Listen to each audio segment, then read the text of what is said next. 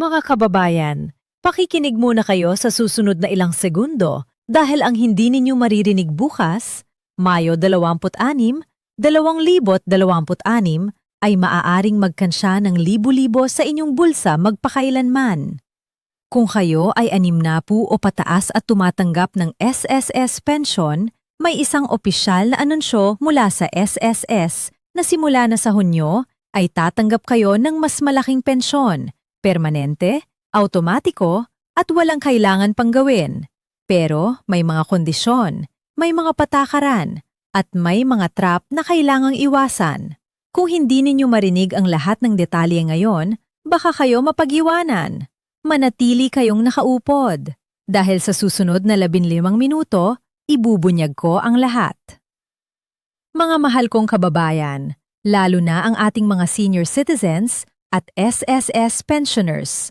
Kamusta po kayong lahat? Bago kayo gumawa ng kahit ano ngayon, bago kayo tumayo, bago kayo lumipat, nais ko munang sabihin sa inyo na ang impormasyon na ibabahagi ko sa susunod na 15 minuto ay maaaring isa sa pinakaimportanteng bagay na maririnig ninyo ngayong taon. Hindi ito exaggeration, hindi ito hype para lamang makakuha ng views.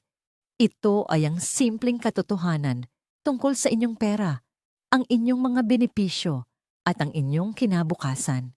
Ngayon, Mayo 25, 2026 at bukas na. Bukas, Mayo 26, 2026, marami sa ating mga kababayan ang magigising na hindi pa alam na may malaking pagbabago na paabot sa kanilang buwan ng pensyon. Kayo, dahil nanood kayo ngayon, ay hindi magiging isa sa kanila. Kaya pasalamatan ninyo ang inyong sarili dahil pinili ninyong manood ngayon. Kaya pag-usapan natin ito ng maayos, ng dahan-dahan, tulad ng isang matalik na kaibigan na nagkukuwento sa tabi ng kape sa umaga. Walang salitang pang-ekspertong mahirap intindihan. Lahat ay malinaw, simple, at tuwid sa puso. Ang pangunahing balita ay ito, ang SSIC o Social Security System ng Pilipinas ay nag-anunsyo ng opisyal na pagtaas ng pensyon para sa lahat ng kasalukuyang pensioners. At ang pagbabago na ito ay hindi na darating mamaya o makalawa. Ito ay nakatakda na at opisyal na. Simula Hunyo 2026 na isang buwan na lang ang inyong buwan ng SSS pension ay tataas. Hindi ito one-time na dagdag na mawawala pagkatapos ng isang buwan. Hindi ito cash gift na ibinibigay ng politiko bago mag-eleksyon. Ito ay permanenteng pagtaas na magiging bahagi na ng inyong regular na buwan ng kita magpakailanman. At ang pinakamagandang balita, automatiko ito. Walang kailangan pang pumunta sa opisina. Walang papeling kailangang pirmahan. Walang linetang kailangang hintayin. Basta aktibo ang inyong pensyon darating ito. Ngunit, at ito ang parte na maraming tao ang hindi naririnig, may mga kondisyon, may mga bagay na kailangang suriin, at may mga pagkakamaling ginagawa ng maraming pensioner na nagdudulot ng pagkaantala o pagbawas ng kanilang benepisyo. Kaya huwag patayin ang video na ito pagkatapos marinig na tataas ang pensyon. Pakinggan ninyo ang lahat dahil ang mga detalye ang siyang nagpapaiba ng nagtatanggap at hindi nagtatanggap ng tamang halaga. Ngayon, pag-usapan natin ang dahilan kung bakit nagkaroon ng pagtaas na ito. Noong Nobyembre 2025, sinimula ng SSS ang isang 3 taong Pension Reform Program. Ito ay isang komprehensibong plano ng pamahalaan sa utos ni Pangulong Ferdinand Marcos Jr. para unti-unting itaas ang pensyon ng mga retirado ng 3 beses sa loob ng 3 taon. Ang unang pagtaas ay naibigay na noong Setyembre 2025. Ang ikalawang pagtaas ay orihinal na nakatakda para sa Setyembre 2026. Pero narito ang sorpresa at ito ang balitang nais ko talagang ibahagi sa inyo. Bukas ng Mayo 26, 2026, inunahan ng SSS ang release ng ikalawang pagtaas. Sa halip na Setyembre, matatanggap na ninyo ito simula Hunyo 2026. 3 buwan ang nadagdag sa inyong benepisyo. 3 buwang mas maaga ang pera sa inyong kamay. Bakit? Dahil kinikilala ng pamahalaan na ang buhay ay lumala para sa ating mga senior. Tumaas ang presyo ng bigas, ng gulay, ng isda, ng gamot, ng kuryente, ng tubig, at ng transportasyon. Kaya naman sinabi ng SSS na hindi nila mapahintulutan na hintayin pa ninyong 3 buwan para sa relief na ito. Sinabi nila, kailangan ninyo ito ngayon at ibinigay nila ito ngayon. Halos 6.5 bilyon na piso ang inilalabas ng SSS mula Hunyo hanggang Agosto 2026 para sa programang ito. Para sa mahigit 3.8 milyong SSS pensioners sa buong bansa. Ngayon naman ang tanong na siguradong nasa isipan ninyo, magkano ang tataas? Para sa mga retirement pensioner, yung mga nagretiro na at regular na tumatanggap ng buwanang SSS pension. Ang pagtaas ay 10%. Para sa mga disability pensioner, yung mga miyembro na dahil sa sakit o kapansanan ay nagtanggap ng disability pension, ang pagtaas ay 10% rin. Para naman sa mga survivor o death benefit pensioner, ang mga byuda, byudo o mga anak na tumatanggap ng pensyon dahil sa pagkamatay ng SSS miyembro, ang pagtaas ay 5%. Subukan nating buwagin ito para maging mas malinaw. Kung tumatanggap kayo ngayon ng 2,000 piso bawat buwan bilang retirement pensioner, ang 10% pagtaas ay nagdudulot ng 200 pisong dagdag. Kaya simula Hunyo, 2,000 at 200 na ang matatanggap ninyo bawat buwan. Sa isang taon, ito ay 2,000 at 400 piso na karagdagang kita na hindi ninyo inaasahang darating. Kung tumatanggap naman kayo ng 5,000 bawat buwan, ang 10% pagtaas ay nagbibigay ng 500 pisong dagdag. Magiging 5,000 at 500 na ang inyong buwanang pensyon. Sa isang taon, 6,000 piso na dagdag. Kung mapalad naman kayo at tumatanggap ng 6,000 bawat buwan. At marami sa ating mga kababayan ang nasa kategoryang ito, lalo na ang mga nakapagtrabaho ng matagal at nagbayad ng mataas na kontribusyon, ang 10% dagdag ay nagdudulot ng 600 piso bawat buwan. Sa isang taon, 7,000 at 200 pisong karagdagang kita. Para sa mga survivor pensioner, kung tumatanggap kayo ng 3,000 bawat buwan, ang 5% dagdag ay nagbibigay ng 100 at 50 pisong karagdagang kita. Magiging 3,000 at 100 at 50 na bawat buwan. Alam ko na sinasabi ng ilan sa inyo, hindi naman malaki. Pero mga kaibigan, pakinggan ninyo ito ng mabuti. Ito ay permanente at ito ay magko-compound. Ibig sabihin, kapag dumating ang susunod na pagtaas noong Setyembre 2027, ang ikatlong at huling pagtaas ng Pension Reform Program, ang basehan ng susunod na pagtaas ay hindi ang inyong orihinal na pensyon. Ang basehan ay ang inyong bagong, mas mataas na pensyon simula Hunyo 2026. Kaya ang epekto ay lumalaki taon-taon. Sa pagtatapos ng 3 taon, sa katapusan ng 2027, ang kabuuang pagtaas para sa mga retirement at disability pensioner ay maaabot ang 33% mula sa inyong orihinal na pensyon bago ang Setyembre 2025. Para sa mga survivor pensioner, ang kabuuang pagtaas ay halos 16%. Para mas maging malinaw ito, kung ang inyong pensyon bago ang Setyembre 2025 ay 5,000, sa katapusan ng 2027, ang inyong buwanang pensyon ay maaabot na ang halos 6,000 at 650 piso. Isang dagdag na 1,000 at 650 piso bawat buwan o mahigit 26,000 piso na karagdagang kita bawat taon. At isa pa, kasama rin sa pagtaas na ito ang inyong karagdagang benepisyo tulad ng dependence pension. Kung mayroon kayong mga anak na qualified na tumatanggap ng dependence pension bilang bahagi ng inyong SSS benefits, tataas din ang kanilang benepisyo ng naayon. Ngayon naman, pag-usapan natin ang pinakamahalaga. Kwalipikado ba kayo? Ang simpleng sagot ay, kung kayo ay kasalukuyan at aktibong tumatanggap ng SSS pension noong Hunyo 2026, kwalipikado kayo. Lahat ng retirement pensioner, lahat ng disability pensioner, lahat ng death at survivor pensioner. Walang minimum na halaga ng pension na kailangan. Walang minimum na taon ng kontribusyon na kailangan. Basta nasa listahan na kayo bilang aktibong pensioner ng SSC.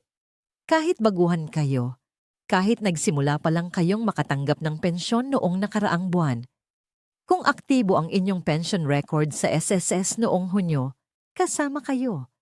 Pero narito ang mahalagang bahagi na marami ang nagpapabaya. May mga kondisyon na dapat matugunan para matanggap ang pagtaas ng walang abala. Una, kailangan na aktibo at hindi suspended ang inyong pensyon. Kung may issue sa inyong SSS records, halimbawa, hindi pa na-update ang inyong civil status, o may dokumentong naiwala o nakalimutang ipasa, o may alitan sa inyong identity records, posibleng maantala o mapigilan ang inyong pension increase. Kaya napakahalaga na bago dumating ang Hunyo, suriin ninyo ang inyong SSS records. Maaari itong gawin online sa pamamagitan ng MyTuldoc SSS portal sa website ng SSS, o kaya naman ay pumunta sa pinakamalapit na SSS branch para personal na ma-verify ang inyong account status. Pangalawa, ang Annual Confirmation of Pensioners o ACOP. Ito ang taunang proseso kung saan kayo bilang pensioner ay kailangang magpatunay sa SSS na kayo ay buhay pa at patuloy na karapat-dapat na makatanggap ng pensyon. Ang ACOP ay maaaring gawin sa SSS branch, sa mga accredited na bangko o sa ilang partner agencies ng SSS. Kung hindi ninyo nagawa ang ACOP para sa taong ito, malamang ay nasuspend na ang inyong pensyon. At kung nasuspend ang inyong pensyon, hindi kayo makakakuha ng pension increase hanggang hindi na ibabalik ang inyong aktibong status. Kaya huwag ipagpaliban. Gawin ang ACOP ngayon, bukas, Mayo 26, 2026 o sa lalong madaling panahon. Pangatlo, ang inyong payment channel. Ang SSS ay nagbabayad ng pensyon sa pamamagitan ng inyong nakarehistradong bank account o sa pamamagitan ng inyong SSS UMID card na may stored value feature o sa pamamagitan ng mga accredited payment partner tulad ng bayad centers. Kung ang inyong bank account ay nagbago, halimbawa, nagsara ang account o lumipat kayo sa ibang bangko, kailangan ninyong i-update ito sa SSS bago pa dumating ang Hunyo. Maraming pensioner ang hindi natanggap ang kanilang pensyon ng 1 o 2 buwan dahil lang sa maling bank details sa kanilang SSS records. Huwag maging isa sa kanila. Pang-apat, para sa mga survivor pensioner, mahalaga na malaman ninyo ang isang partikular na patakaran. Ang survivor pension ay titigil sa araw na kayo ay muling mag-asawa. Ito ay matagal ng batas sa Pilipinas. Marami ang hindi ito alam hanggang huli na ang lahat at humingi na sila ng refund ng pensyon na hindi na nila karapat-dapat na matanggap. Ang pinakamagandang paraan ay ang maging tapat at proactive sa SSS tungkol sa inyong civil status. Pag-usapan naman natin ang isa pang mahalagang bagay, ang mga posibleng pagbabawas sa inyong pensyon na tinatawag na deductions. Ang pinakakaraniwang dahilan ng pagbawas sa pensyon ay ang mga hindi pa nababayang SSS loan. Kung kayo o ang inyong yumao na asawa ay may natitirang SSS salary loan, calamity loan, o anumang SSS loan, posibleng direkta itong ibabawas sa inyong buwanang pensyon. Ang magandang balita ay ang SSS ay nag-anunsyo ng isang loan penalty condonation program Para sa 2026, ibig sabihin, kung may overdue kayong SSS loan, maaari kayong mag-apply para mapatawad ang mga penalty charges.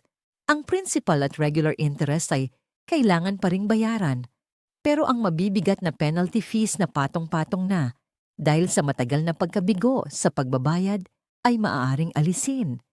Ito ay isang malaking pagkakataon para malinis ang inyong SSS records at masigurado na ang buong halaga ng inyong pensyon kasama ang bagong pagtaas ay makakarating sa inyo ng buo.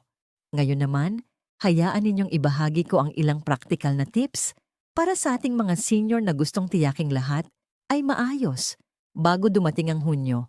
Una, mag-sign up o mag-login sa may Tuldok SSS portal online sa website ng SSS. Dito maaari ninyong tingnan ang inyong pension status, ang inyong contribution history, ang inyong disbursement schedule, at ang inyong personal na records. Para sa mga hindi sanay sa computer, humingi ng tulong sa inyong mga anak o apo. Isang beses lang kailangan gawin ito para ma-setup. At pagkatapos ay madali na.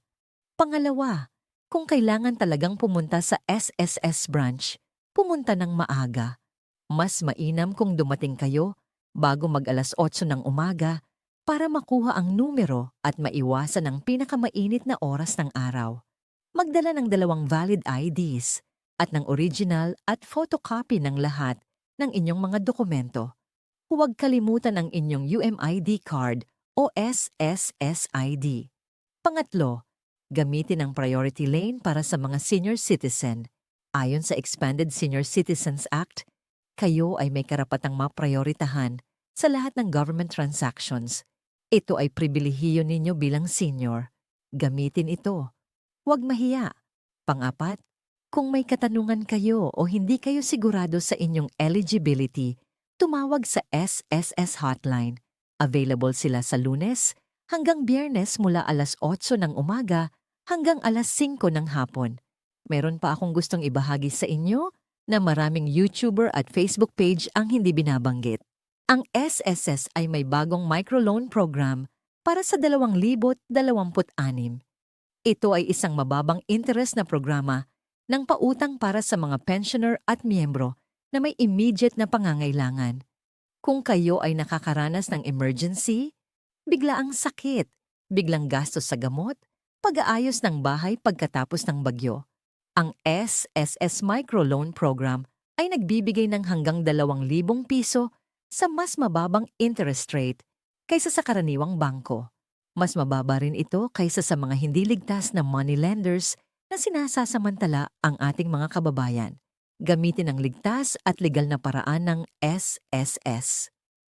Huwag ang mga loan shark at huwag ninyong kalimutan ang inyong mga karapatan bilang senior citizen na hindi direktang konektado sa SSS pero napakahalaga pa rin. Bilang senior citizen, kayo ay may karapatang makatanggap ng 25% diskwento sa mga pagkain, sa restaurant, sa gamot, at sa mga medikal na serbisyo. Ang inyong SSS pension ay hindi binubuwisan. Ang SSS retirement pension ay tax-exempt sa Pilipinas. Kaya bawat pisong matatanggap ninyo mula sa SSS ay puro pera ninyo. Walang ibabawas ang BR. Ngayon naman, pag-usapan natin ang malaking larawan. Ang dagdag na darating simula Hunyo 2026 ay ikalawang bahagi ng 3 taong Pension Reform Program. May susunod pa. Noong Setyembre 2027, ang ikatlong at huling tranche ng pension increase ay ipapatupad. Para sa mga retirement at disability pensioner, ito ay isa pang 10% pagtaas. Para sa mga survivor pensioner, isa pang 5%. Sa pagtatapos ng buong 3 taong programa, ang kabuuang pagtaas para sa mga retirement at disability pensioner ay maaabot ng 33% mula sa kanilang orihinal na pensyon bago ang Setyembre 2025. Para sa mga survivor pensioner, ang kabuuang pagtaas ay halos 16%. At ang pinakamagandang balita sa lahat ng ito, Ipinangako ng SSS na sa buong panahon ng 3 taong programa, walang pagtaas ng kontribusyon para sa mga kasalukuyang miyembro na nagtatrabaho pa. Ang mga anak at mga kabataang nagtatrabaho at nagbabayad ng SSS contributions ay hindi magbabayad ng mas mataas na premium dahil lang sa pension reform na ito. Pinamamahalaan ng SSS ang kanilang pondo ng mahusay. Noong 2025, nagtala sila ng mahigit 1 trilyong piso na net income at ginagamit nila ang kita ng pondo para pangalagaan ang mga pensioner nang hindi binibigatan ng mga kasalukuyang miyembro. Mga kaibigan, nais kong maging tapat sa inyo sa isang bagay bago tayo magtapos. Alam ko na ang pagpunta sa SSS office ay maaaring nakaka-stress para sa marami sa ating mga senior. Mahabang pila, mainit na panahon, mahirap tumayo ng matagal. Pero ang isang bisita sa SSS, ang pag-update ng inyong records, ang pagkumpleto ng inyong ACOP, ang pag-verify ng inyong bank account, ay maaaring magdulot ng daan-daang libo sa inyong bulsa sa mga darating na taon. Isang oras ng discomfort laban sa daan-daang libo sa inyong kinabukasan. Ito ay palaging sulit, kaya narito ang inyong action plan. Una, bukas, Mayo 26, 2026, suriin ang inyong SSS account online o sa pamamagitan ng isang tawag sa SSS hotline. Alamin kung aktibo ang inyong pensyon at walang mga issue sa inyong records. Pangalawa, tiyaking kumpleto na ang inyong ACOP para sa taong ito. Pangatlo, i-verify na tama ang inyong bank account o payment channel sa SSS records. Pangapat, kung may SSS loan kayo, alamin ang Loan Penalty Condonation Program at isaalang-alang ang pag-apply para malinis ang inyong records. At panlima, ibahagi ang impormasyon na ito sa inyong mga kapamilya, kapitbahay, at mga kaibigan na senior din at tumatanggap ng SSS pension. Ang isang simpleng pagbabahagi ng video na ito ay maaaring magbago ng buhay ng isang tao na hindi pa alam ang balitang ito. Mga mahal ko na kababayan, salamat sa inyong oras at tiwala. Ang mga benepisyo na ito ay hindi regalo ng gobyerno. Ito ang inyong pinanghirapan. Ito ang bunga ng inyong mga taon ng pagtatrabaho at pagbabayad ng kontribusyon. Kayo ay may karapatang makatanggap ng bawat sentimo ng inyong nararapat. At ang responsibilidad ko bilang isang tagapagbahagi ng impormasyon ay tiyaking alam ninyo kung paano ito makuha ng buo, ng tamang halaga at sa tamang oras. Hanggang sa susunod na video, alagaan ninyo ang inyong kalusugan, ingatan ang inyong sarili, at huwag hayaang ang kakulangan ng impormasyon ay maging dahilan ng pagkawala ng inyong pinanghirapan. Mahal ko kayo, mga kababayan,